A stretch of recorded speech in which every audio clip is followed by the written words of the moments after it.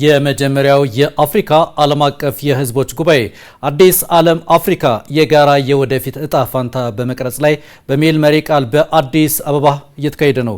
ጉባኤው በኢትዮጵያ መካሄዱ አፍሪካ የሰብአዊነትን የወደፊት ህልውናን የሚወስኑ እሴቶችና መዋቅሮችን የነደፈች ዋናዋ አህጉር መሆኗን የሚያስታውስ መሆኑ ተነግሯል። ታሪኳ በነጻነትና በሰብአዊ ክብር ተቆርቋሪነት ላይ በተገነባቸው በዚህ በኢትዮጵያ ምድር ስለ እሴቶች ስለ ሉዓላዊነትና ስለ ጋራ እጣ ፋንታ ውይይት መደረጉ ተገቢ መሆኑም ተነስቷል። ጉባኤውን እየተከታተለ የሚገኘው ባልደረባችን ዘመን በየነ ተጨማሪ መረጃዎችን ሊያደርሰን በቀጥታ መስመራችን ላይ ይገኛል። ዘመን እንደምናለህ። በጉባኤው በዛሬው ውሎ የተነሱ ሀሳቦች ምንድን ናቸው? አመሰግናለሁ ለይኩን። የዓለም የህዝቦች አሰምብሊ በዚህ ባለፈው ዓመት በሩሲያ ነበር ለመጀመሪያ ጊዜ ጉባኤው ማካሄድ የጀመረው። አሁን በዚህ በአዲስ አበባ ደግሞ የአፍሪካ የዓለም አቀፍ የህዝቦች ጉባኤ እየተካሄደ ነው የሚገኘው። ይህ ጉባኤ በተለይ በቀጣይ በሁለተኛው ለሚካሄደው የጉባኤ የዓለም የህዝቦች ጉባኤ ላይ በሩሲያ ለሚካሄደው ጉባኤ ማለት ነው አጠቃላይ ሀሳቦችን ለማደራጀትና የአፍሪካን የጋራ አቋም ለማውጣት የሚያግዝ እንደሆነ ተገልጿል። ለዛ መንደርደሪያ የሚሆኑ ሀሳቦችም የሚወጡበት ነው።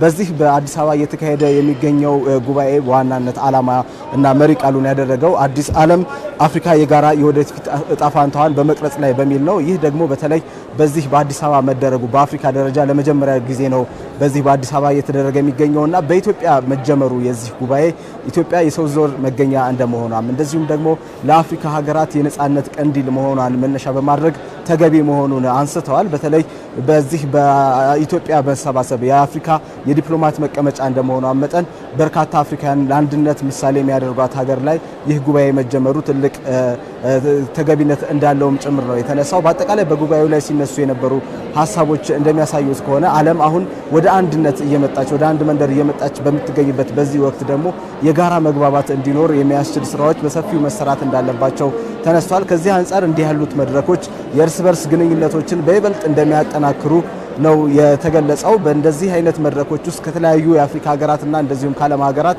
በስፋት በርካታ ተሳታፊዎች መጥተዋል። እነዚህ ተሳታፊዎች የእርስ በርስ ግንኙነታቸውን ለማጠናከር በእጅጉን የሚያግዝ እንደሚሆን ነው የተነገረው። እንደዚሁም ደግሞ ኢኮኖሚያዊ ተጠቃሚነትን በይበልጥ ለማጠናከርም እንደሚያግዝ ተነስቷል።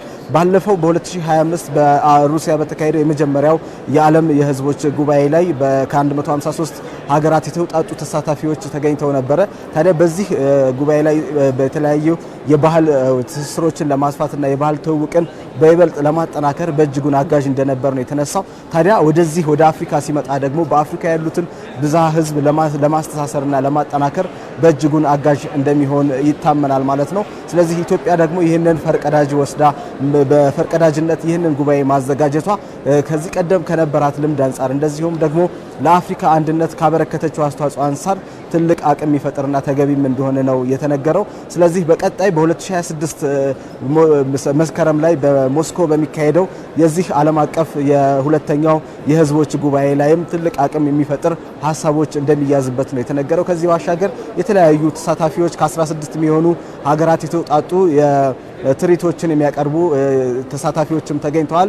ምሽት ላይ በሚኖር ፕሮግራም ደግሞ እንደዚሁ የተለያዩ ሙዚቃዎች፣ የባህል ልውውጥ ትስስሮች የሚቀርቡበት መድረክም እንደሚኖር ይጠበቃል ማለት ነው። ስለዚህ በዚህ ትላንት በጀመረው በዚህ ጉባኤ እንግዲህ የአፍሪካ ሀገራት እንደዚሁም ደግሞ ከተለያዩ የዓለም ሀገራትም የተወከሉ ተወካዮች ልምዶቻቸውን እያካፈሉ ልምድ ልውውጥ እየተደረገ ነው የሚገኘው። በዚህ በተባበሩት መንግስታት ድርጅት የአፍሪካ ኢኮኖሚ ኮሚሽን አዳራሽ ውስጥም የተለያዩ ተቋማት እንደዚሁም ደግሞ የተለያዩ ሀገራት የሚወክላቸውን እንደዚሁም ደግሞ የተቋማቻቸውን ስራዎቻቸውን ውጤቶቻቸውን ይዘው በመምጣት እያስጎበኙ ነው የሚገኙት። እነዚህ አጠቃላይ ጉብኝቶች ደግሞ በተለይ የእርስ በርስ ትስስሩን ወደ ኢኮኖሚያዊ ትብብር በማጠናከር አንዱ ሀገር ከሌላው ሀገር ጋር በምን መልኩ መገናኘት መተሳሰር እንደሚችል ማሳያ የሚሆኑ የተለያዩ ስራዎችን ይዘውበት ቀርበዋል ማለት ነው። ለይኩን በእኔ በኩል አሁን ያሉት መረጃዎች ይህንን ይመስላሉ። ዘመን ለመረጃ አመሰግናለሁ።